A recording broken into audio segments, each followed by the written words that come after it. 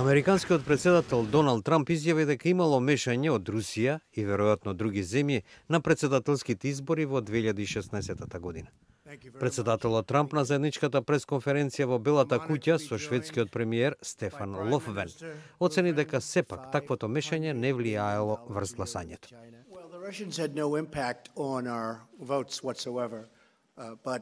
Certainly there was meddling, and probably there was meddling from other countries and maybe other individuals. Трамп додаде дека Соединетите држави би одговориле на секој обид за мешање на изборите за Конгресот во ноември годинава.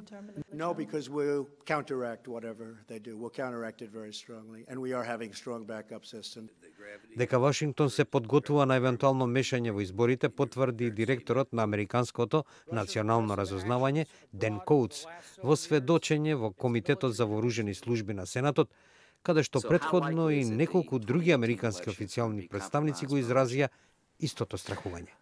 We have not seen evidence of a robust effort yet on the part of Russia, but we know their malign activities continue to exist. Затоа, според него, може да се очекува таква активност од Москва.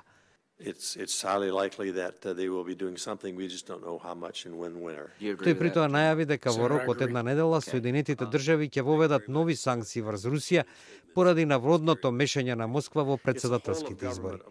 Коутс прецизира дека санкциите ќе бидат насочени кон некои од 13 теми на руси, обвинети од американскиот специјален советник Роберт Милер за спроведување операција за нарушување на изборите во 2016 година.